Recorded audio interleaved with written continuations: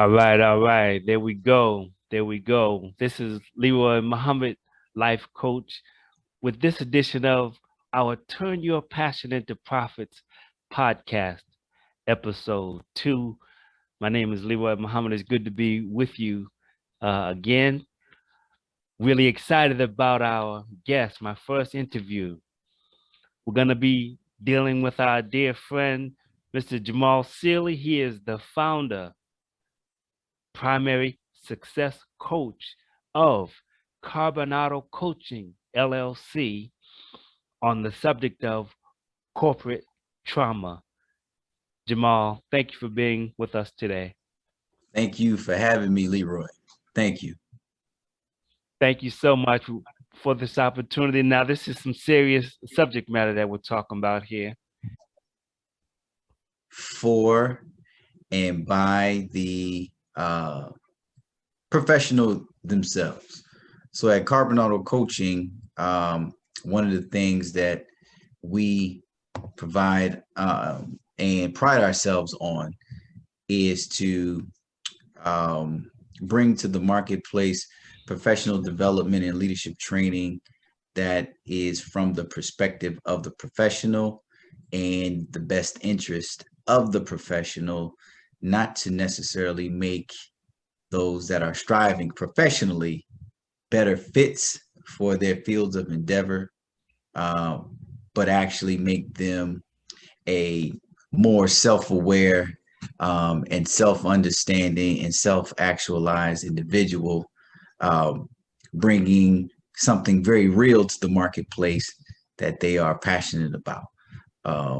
And so what you would expect from somebody like me, and some of the content that I bring to the market is to be directly focused on you, the professional, and what you think and what's important to you, and the questions that you want answered. And then simply sometimes just to know that it's not just you and you're not imagining things. That's what I truly look for in creating learning experiences for my clients and people that I have been given the opportunity to help and to assist professionally. Okay. That's a great table setter. Yep. Quick question on based on what you just said. Can it be simultaneous? Can it benefit the company and grow the employee at the same time? Absolutely. You grow the employee, the professional, you're gonna grow the organization. And too often it's the occasion where the opposite is done. We're gonna grow the organization, and then the individuals that make up the organization become secondary. And when that happens, all of the professionals' humanity is left at the door, and all things are pointing toward the health and sustainability of the organization, as if the people aren't the organization. I assert that every firm, every organization, every company, every place that people work for is not some, mystery, undefined entity that you call a company. No, it's a collection of people that are working toward a common goal that provides a good or service, for the benefit of even more people. So at the beginning, in the middle, and at the end, there's people. So you can't talk organization and then divorce organization from collections of individuals. These people have wants, these people have needs, these people have things that they bring to the table as far as strengths, insecurities, skill gaps, value proposition. And so my aim is to focus on the people before we necessarily think about the health and sustainability of the organization, because the two aren't different. Okay, I appreciate you breaking that down like that. Yeah. Let's talk about the concept itself of its corporate trauma is what it's called. That's correct. That's Talk to me correct. about that concept. Well, corporate trauma, Because it sounds so weighty. yes, is very provocative, and that was intentional.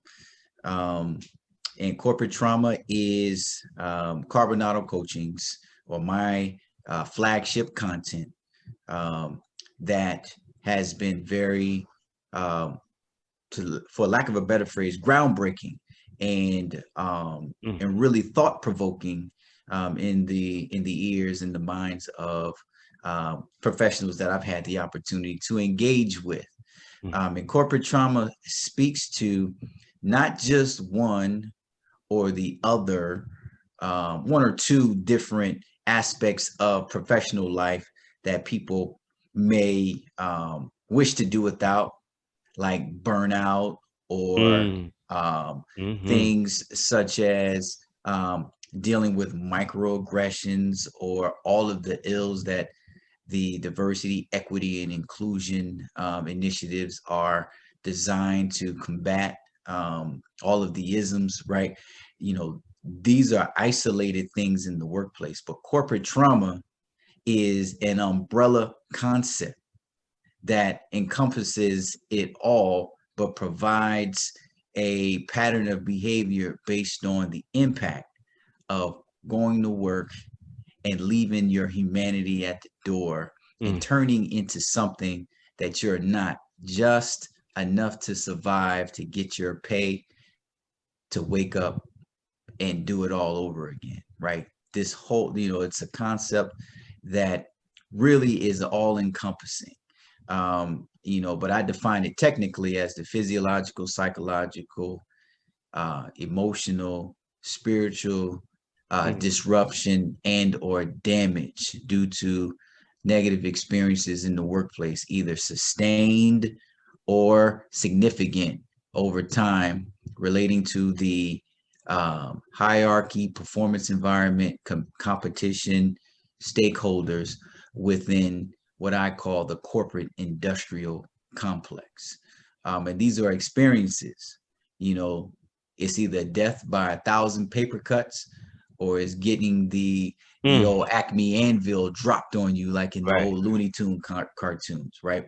And when these when these incidents happen, right, you have a pattern of behavior that starts with fear and goes all the way through cognitive dissonance that is on a continuum and a cycle all the way through a career until something happens one day and you realize that 5 years, 10 years, 20 years, 30 years has gone by. And all Mm, of the greatness, all of the ambition, all of the mm, things that I had in mind for myself as a professional mm, has gone to the wayside for the sake of earning a living, to wake up one day and realize that I mm, really wasted a lot of time. I hate my job. I don't like what I'm doing. And I have nothing to show for it but a long mm. line of negative experiences that I've learned to cope with versus actualize and really pull my purpose into using what I love to produce what I need in the form of resources. Wow. Okay. Yeah. Okay. So, what do you say to people who would say, well, why not call it what it is? Why not call it burnout? Why not call it some of the other things that it used to be called, or people may recognize uh, some of the other ways that you would identify being in corporate America? Well, my argument towards that way of thinking is I look at it at, things such as burnout and feeling, you know, things such as uh, depression and being frustrated professionally. These Mm, are stops along the corporate trauma highway. It's okay. truly a continuum, um, you know, and it starts with fear. It's six symptoms: fear, stress, anxiety, anger, frustration, depression, and then cognitive dissonance. So if I could have you come to work and we are conditioned to leave our humanity at the door, um, and we make our way through the corporate industrial complex, which is really a structure based in 3 different stops: education, for-profit, and nonprofit. And I assert that all 3 of these stops are one and the same. We just name them differently because they come at different points of time of age and tenure within our professional lives. But we're conditioned to consider ourselves professionals, but not people. And the way that I am at work is not who I am authentically when I'm not at work. And because of how we're conditioned, even through the education system, of leaving our problems at the door, or if I don't do a good job, I'm gonna get fired. These things, which the problem is really complicated and the problem is really complex, but the solutions are very, very simple. And it starts with being able to go to work and face what you might be afraid of. And sometimes we're conditioned to think that I got to do something that I don't want to do because I'm afraid that I'm going to look bad. I'm afraid that it's going to affect my job. Then that leads to stress. And then when your stress is unchecked because you didn't face your fears, and standing up and advocating for yourself as a professional, that turns into anxiety. And anxiety, a natural coping mechanism and reaction to anxiety, is anger. And then when that doesn't work, we become frustrated and depressed. And then now cognitive dissonance kicks in, where I totally have to be different and a caricature of myself in order to survive in my profession, which is in direct competition to who I really am, causing discomfort for me because 2 competing ideas are happening at the same time. And this is what we are surviving. That's why people come home and are so exhausted, because they've put on a front, they put on a act all day at work in order to survive, to make it to that next paycheck. But who you really are is buried under all of that and all of those negative experiences.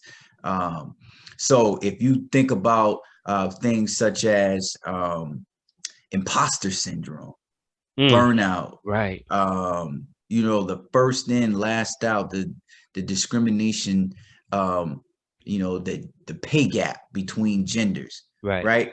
You can string all that together, and all that together is corporate trauma. They're just stops on the highway. That's what I would say. That's what I would argue to that point. Okay. I appreciate that breakdown. We're getting there, because this is a serious subject. I don't know if we could do this justice with just one show. You may have to come back periodically. I hope you don't mind. Not at all. If that this was is a the very case. serious subject. Yes. Right. Very serious subject. I don't know how many other people would be, one, dealing with it, and 2, being as provocative with the name as you are intentional at being. Yes. Can I say something? Please do. So I grew up in customer service and retail, right? Okay. And one of the things that we're taught, or that I was taught in my retail and customer service experience, working in retail environments in the mall, roadsides, shout out to customer service and retail. That's where you make your, you know what I'm saying? You make your bones. That's serious. Very versatile professional experience. And I take my hat off to anybody who goes that route and stays there for any significant time, because arguably you could do anything anywhere with those experiences. I agree. One of the things that we are told is, and I know this is going to sound familiar, is that the customer is always right. Right. That's not true. You're going to start something today, Mr. Sealy. What do you mean the customer's not always right? It's clear, right? The customer is not always right. Like there was a point in my career where I sold sneakers. I sold athletic gear. Okay. And if you came and bought a pair of sneakers from me on Friday, and you wore them over the weekend, and you bought them with the intention on bringing them back on Monday. Now, I sold you the sneakers. right? And I can tell you wore them, but you say, I don't want them anymore, and you can't give me any specific reason, right? I know that based on experience, in all likelihood, that possibly that this was done, with the full intention to come back and get a refund, which works against my profit margin as a retail professional. Right. I can't prove it, Mm-hmm. but when you say to the retail professional, for example, that the customer's always right, you send them out back on the sales floor seeking Mm. to be mistreated and Mm-hmm. Good point. receive the abuse. Good point. Because regardless of what the scenario is, the thought in the back of mind is leadership says the customer's always right, so I got to make this right. Right. Even though you can prove, either in all likelihood or even in some cases without a shadow of a doubt, that the customer's not always right. And the customer may not be right in this circumstance, but I have to refund you. I have to have a yes mentality. I have to act Mm. like that I'm not seeing what I am seeing, and take the abuse of the customer who is putting on a front in order to get what they do not deserve. Now, that is a pattern of behavior that Mm. starts, right? Mm. And so instead of holding our stakeholder, our external Mm-hmm. stakeholder, our customers more accountable, and right, and treating our professionals a little bit better, we give the leeway for the number one stakeholder, which is your associates, which is the people that are working on the front lines for you. Because if they're not buying what you're selling, they can't go out and then duplicate that experience for your customer base or your external stakeholders. Okay. So now I'm the last priority, because my needs and my Mm. and what is gonna make me feel comfortable coming to work, I'm being conditioned to take Mm. the abuse, Mm-hmm. and table my own personal understanding of what's right and wrong, and what I should take for the sake of the sale or the profit margin. And this is just a small example of what most professionals deal with on a daily basis. And then it gets larger and it gets wider. And then it becomes a pattern of experiences that forces you to either stay and lead or leave, right? And that is, the functionality of what corporate trauma is. I appreciate you making that point.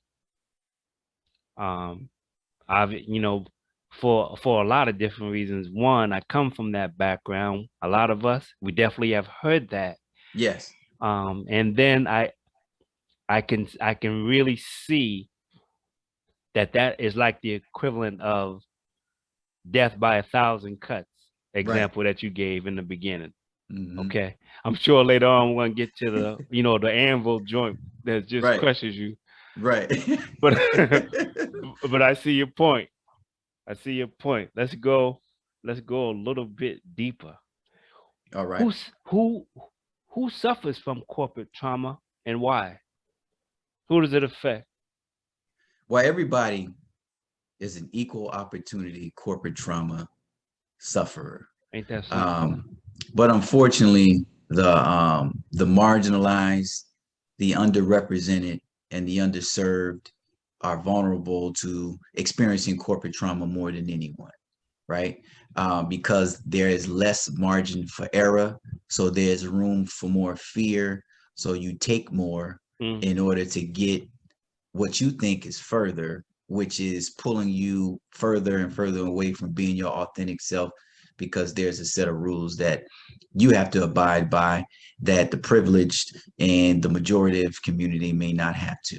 For example, there's a huge gender pay gap um, in America, where our women or female counterparts make significantly less than their male colleagues, right? To the tune of 80 cents to the dollar. They would have to work every calendar year all the way up until March to make what their male counterparts would make calendar year, January to January.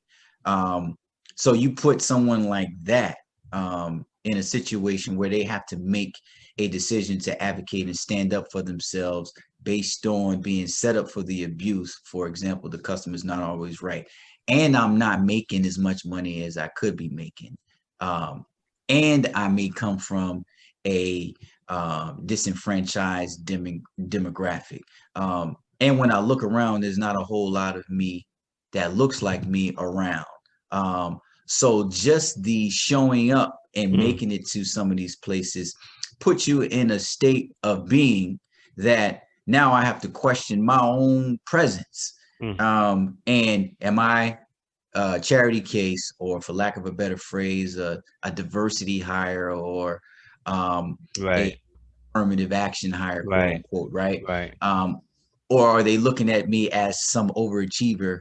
And do I have to pretend to be when I'm just a normal, regular, run-of-the-mill professional, struggling to learn and shorten my curve in order to, advance?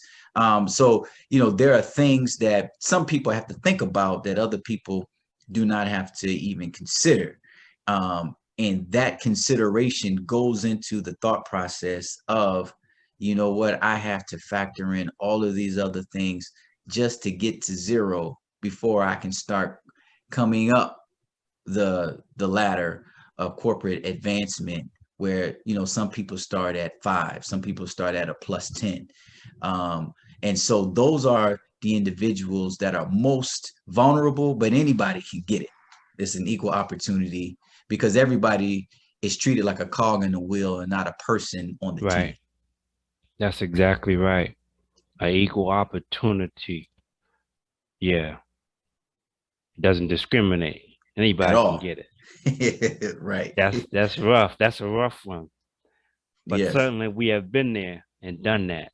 I'm definitely speaking from experience. And when I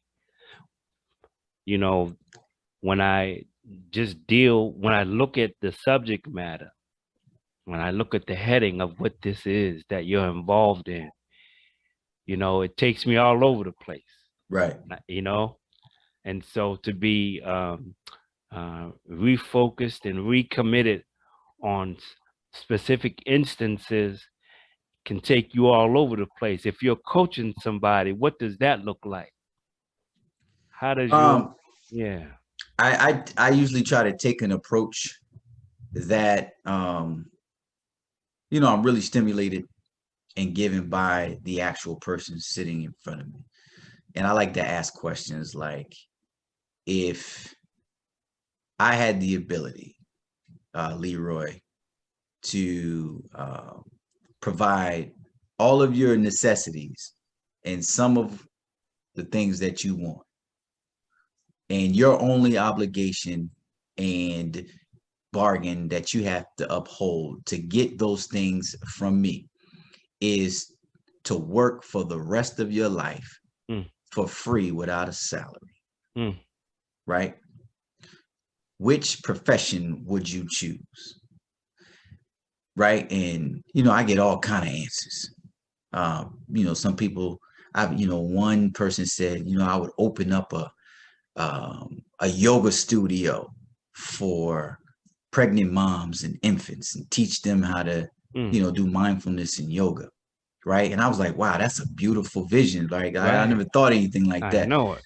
But then I asked the same individual, what are you doing professionally? I'm studying to be a lawyer. Unbelievable. Unbelievable. Look at that. So why, if that's what you would do for free, if that's what you would get up every morning and do for free, right? Why are you studying to be a lawyer? And then obviously the most intuitive answer is because of the pay, because of the job security and whatnot. And then my next question is, so you can't get paid owning a yoga studio for pregnant women and young, and you'd be surprised some of the looks I get. This is their dream. This is their ideal professional endeavor. But they never consider how I can monetize it and get paid for it.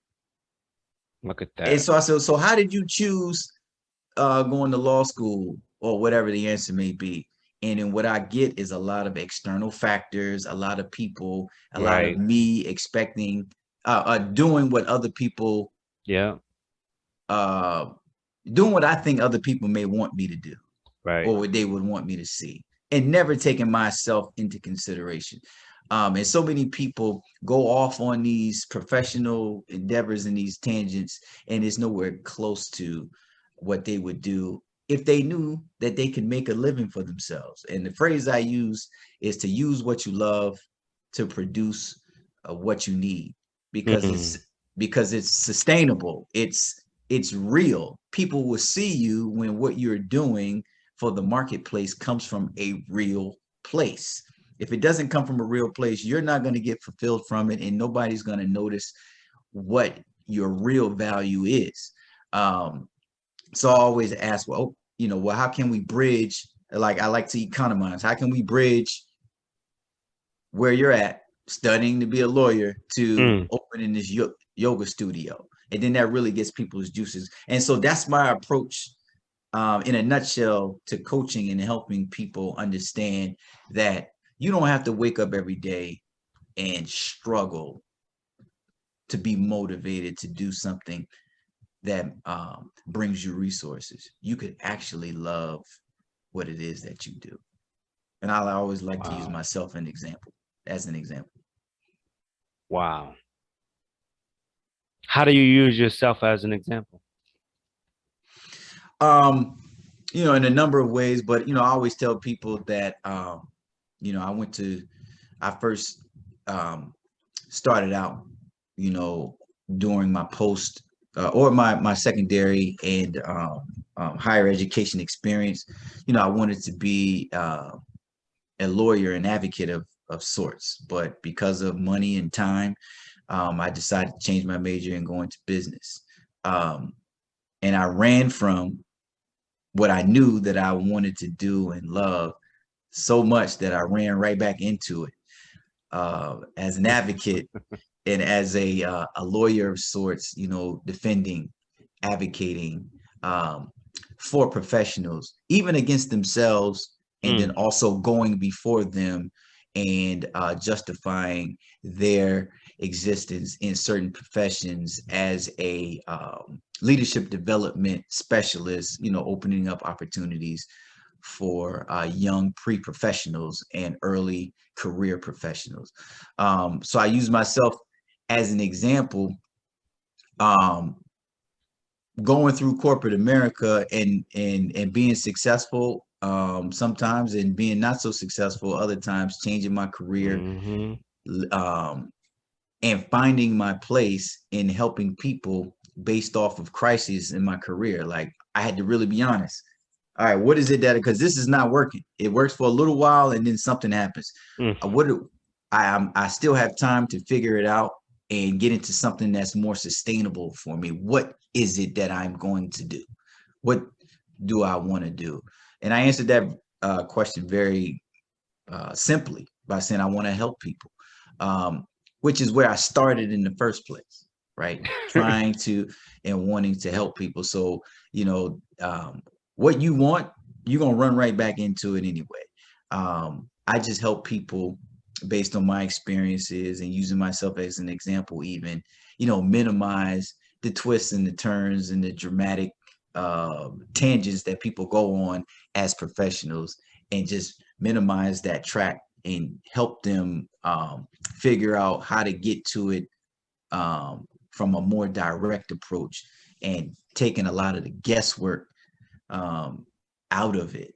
And so now I get paid to help people find themselves professionally, which really puts me in a position to have what I like to call work-life integration. So I never feel like I go to work, because I love what I do, and what I do is naturally what I would be doing for free and in my free time anyway.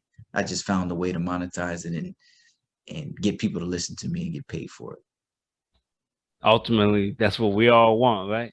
That's correct. And then when you find it, there's a journey even in that to maximize and optimize your value proposition and your imprint on what it is that you're trying to do. I agree. Yeah. Talk to me about your corporate trauma word of the day. Where'd that come from? Yes. Well, corporate trauma, I as a leadership development professional and providing people with professional development and leadership training, I was preparing them to go into the corporate industrial complex. But what I started to realize that there were things that the entry preparation did not prepare them for what they were getting ready to get into once they got in. So we kicked the door open, right? But you ran into the room and hit the buzz saw and then fell into the meat grinder. Mm, And I was like, man, I'm setting people up because I'm mm, not giving them the headlines before they're printed. Like, this is what you're going to run into. Like, you're going to run into narcissistic personalities, mm, right? mm, mm, That's not normal. You're going to run into the glass ceiling, right? You're going to run into microaggressions. You're going to run into people, you know what I'm saying? For example, a lot of my audience, black women or women of color. You're gonna run into people that are gonna want to touch your hair or ask you about things that are innate to mm, your cultural experience that they don't understand, and mhm, this is gonna weigh on you. mhm, Um, and I realized I wasn't giving them anything to prepare for that, so I really started the phrase of corporate trauma to minimize and put a phrase on a litany of things that people experience so that I could even have an informative conversation with them. If I say, all right, this is corporate trauma, mhm, like that takes up I don't have to do a whole lot more explaining each and every different nuance to your experience that you may be trying to get out from under. And then I realized that there is not a market mm. out there for this subject matter, that I have to create the market by creating the buzz, just as I created the concept, from wanting to help people understand what it is that they're getting ready to get into proactively. So I decided to do the corporate trauma word of the day, which is just me hopping on social media and presenting a 1 to a half-minute video, sometimes 2 minutes, about different little pieces of subject matter that I'm either gleaning off of other people's experiences, things that I'm seeing in current events, or even from my personal experience as a professional. Um, for example, today, the corporate trauma word of the day was on exploiting your own intellectual property. And I used the example of Thomas Edison, Mhm. the inventor of the light bulb, and Alexander Graham Bell, the inventor of the telephone. These two men get credited for this, and institutions and companies and even cities and towns are named after these men. But there's a little known fact that the common denominator between both men is another man by the name Yeah, of Lewis Howard yeah. Latimer, who Latimer, had that's right. intellectual property, who had Yes, patents yes. that made it possible for both inventions to happen within 10 years of each other. And as we know, both inventions changed the world as Right, we know it in the late right. 1800s. But him, Mr. Latimer, as a black man in the late 1800s, didn't have the resources or Mhm. the ability to exploit his own intellectual property. But Right. today in 2021, we don't have any excuse for that with social media, free Mm. enterprise, information at the palm of our hand on our smartphones, and the ability to get on and take our skill sets directly to the marketplace. So, that's an idea that I'm like, man, there's a professional, there's somebody out there who's Mhm. bringing all Mhm. kinds of value, and their contribution, like Lewis Latimer, is going to be outshadowed over Mm. the brand that they're Mhm. helping to create and Right. sustain, that they don't own.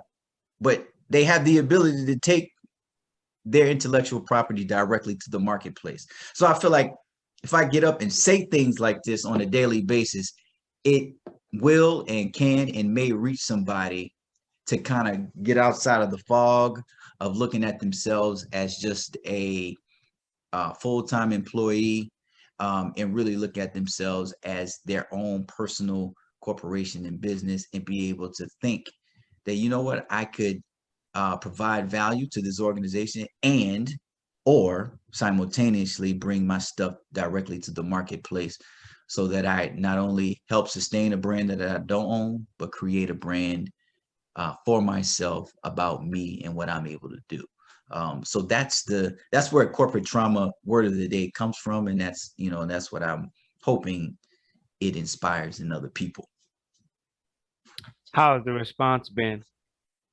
Oh, great! Different social media platforms have different audiences. Where, for example, LinkedIn is a bit Mm. more conservative.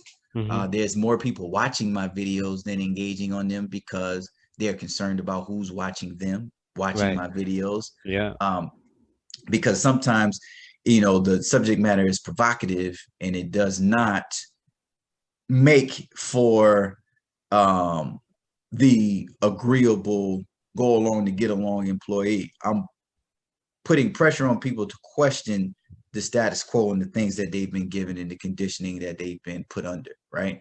And then you have other platforms like an Instagram or TikTok that Okay. have an audience base that is more amenable to provocative content and subject matter.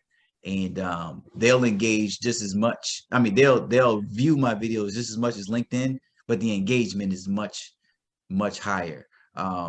But it never fails. If I'm talking to somebody at the gas station, if I'm on social media, if I'm at work, if I'm doing a presentation or an interview like this, as soon as I say corporate trauma, it resonates Right. with people. That's how the response is. It resonates. Like they're like, yeah, that's something that I am vaguely familiar with, just based on what corporate and trauma means in their own personal work experience, because people walk through life suppressing Mm-hmm. the issues that they have at work because they got to make that money. But Right. when you say corporate trauma, like I'm abused. Mm. Yeah, Mm. I'm abused. Yeah, stuff is happening. I've been overlooked and Yeah. and for promotions, and have to train the people that with less experience that have been promoted over me. Like, Say that. How and does then I got that to work? go into work with a smile as if ain't nothing wrong. No, no, no, no. You have to put a name. You have to identify that. And let me say this: corporate trauma is not um, levied on us by corporations. Corporate just means team, right? There is a person or a group of people who are at the other end of decisions that are making you feel the way that you are feeling. And it's healthy to identify. No, it wasn't leadership. No, it was Mm-hmm. Jamal as the supervisor Mm-hmm. who did such and such XYZ elemental P, right? Because people have a tendency not to even identify Mm. specifically those individuals that are responsible for initiating the process called corporate trauma.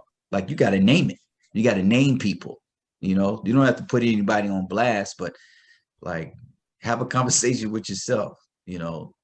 This person did that. This actually happened, instead of pretending as if it didn't in order to survive. That's right. So we're gonna wrap this up, but I did want to throw one more thing out there in terms of it. It really is a segue into what you just said. Um, we dealt with it a little bit in the beginning. Can a corporation or can an individual use what the company would be considered professional development? Can one of these persons use that to come on board? How would that look? Yes, I provide group and individual coaching sessions, centered around a lot of different subjects, corporate trauma being my main offering. And yes, the organization of any kind from any industry can bring me in to speak about corporate trauma and put either staff members, frontline staff members, or leadership through that training as to professional development, just with the understanding that this is centered on the experience of the individual professional and not necessarily squared on the human resourced compliance of what is going to make people feel good about their company being in a place where corporate trauma doesn't exist, because corporate trauma exists everywhere. And this is not to make people feel good about their organ. This is about making people understand what their experience is. And ironically, where I've gone and promoted and produced and given this training, I've helped professionals have a more fulfilling professional experience within the organization and increasing retention. And then in some rare occasions, people come to a moment of clarity like, yo, I've been here too long. I've overstayed my welcome, and it is non-productive for me and the organization for me to stay, which is also a win-win. So this is not about a whole bunch of fluff. And then you have there's the ability of individual professionals who hear about what I have to offer to solicit my services independently. You can either use your professional development budget to retain my services, or you can do it out of pocket on your own. Okay. And this is very, very impactful for young pre-professionals proactively before they get into the corporate industrial complex. Okay. Lastly, where do you see corporate trauma in the future, and how do people get in contact with you? Where I see corporate trauma in the future is just it's really the tip of the iceberg, acknowledging the things that's wrong that professionals willingly sign up for that they don't necessarily have to. This is just bringing awareness to these experiences that do not have to happen. Now, things will happen. Is everything going to be perfect and peachy keen? No. But these elaborate experiences of going to work and assuming just because somebody's in leadership that they actually know what they're doing, and so what they put you through is something that you have to go through. Like, if I can get professionals to acknowledge that wrong about their professional experience, that's just the first step. So there are phases to what I would like to see happen, on the back end of the acknowledgement of corporate trauma being a thing, all the way up to and through changing the culture of corporate America and the corporate industrial complex to reflect more of what our younger generations are expecting and begging for.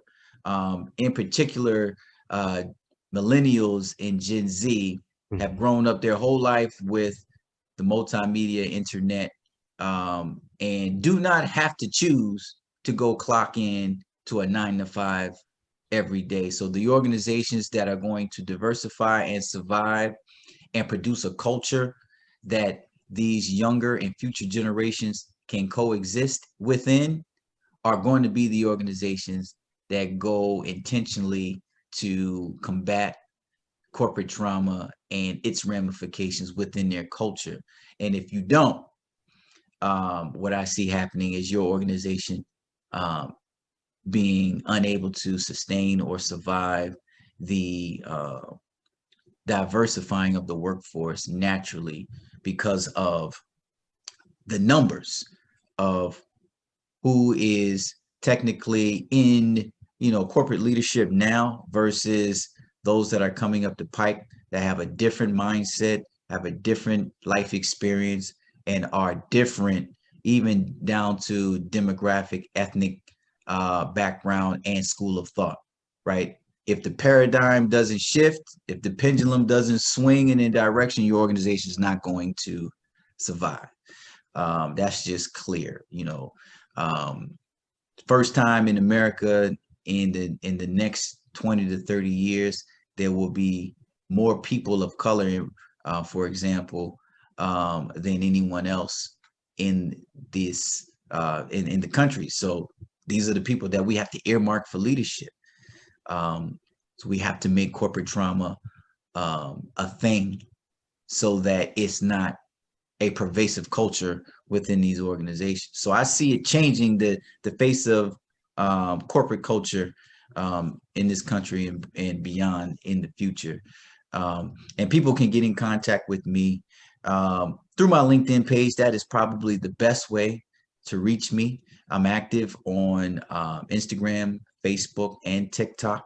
But Instagram is really the easiest. LinkedIn is really the easiest way to reach me as an individual, to solicit my services. There will be soon. Website is under construction as we All speak. right. Okay. There will be a podcast Uh-oh. to All right. supplement Yeah. and to Okay. highlight the corporate trauma word of the day. And then there is a book that is on its way to be Wow. a date to be determined. So there'll be a lot about corporate trauma and what I'm proposing and asserting in just a few more days. Well, that's a lot.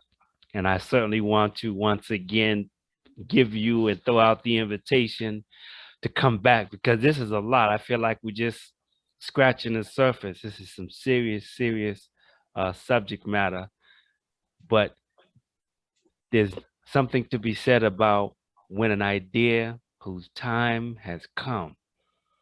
I appreciate you being that person to not be afraid to bring the information to the public and offer it in a way that will get people's attention. Um, Now, what is the spin that you say at the end of your corporate trauma? Remember, it is a Good day, good people. Hey, check this out. Exploit your intellectual property. For example, in the late 1800s, there were two major technological advancements that happened within 10 years of each other. That is the invention of the telephone and the light bulb, both of which are accredited to Mr. Alexander Graham Bell and Mr. Thomas Edison. But a little known fact is that the common denominator between both men, both inventions in both companies, is a man by the name of Mr. Lewis Howard Latimer, whose intellectual property and patents helped to create these inventions and create and sustain the brand of both men in both companies. But he, Mr. Latimer, did not have the resources that he needed to exploit his own intellectual property as a black man in the late 1800s. So remember, corporate trauma is a sneaky passive trauma that will creep up on you if you don't take advantage of your ability to exploit your intellectual property and you make contributions to a brand that is not yours, that your contribution helps to sustain and or create. Have a great day. cast. I'm life coach Leroy Muhammad. I'll be right back at you with the next episode. Thank you so much. See you soon. Let me give. I really like this intro. We're gonna jam to this on this outro real quick. I'm ready.